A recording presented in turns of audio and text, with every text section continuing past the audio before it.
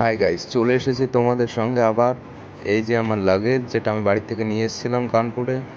তো এখান থেকে কিছু জামা প্যান্ট বের করে আর কিছু জামা প্যান্ট এটা ধুতে হবে, আর এটা পরবো ভেবেছিলাম তো, কিন্তু সাদা প্যান্টটা আবার খুলে দেখি যে ওটা অনেক নোংরা হয়ে গেছে, তো ওটাও ধুতে হবে। পুরো একদম দাগ হয়ে গেছে দেখুন।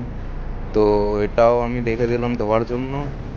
সো গাইস, ওই জামা প্যান্ট ধুয়ে টুয়ে একটু স্নান টান করে তারপরে আপনাদের সঙ্গে আবার দেখা হচ্ছে।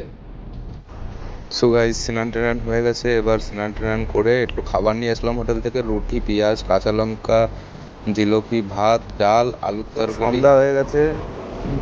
তো গাইস, এই পর্যন্ত ভিডিওটা আপনাদের জন্য। আর সঙ্গে থাকবেন, সাপোর্ট করবেন অবশ্যই। আপনাদের জন্য আরও ইউনিক ভিডিও আনবো।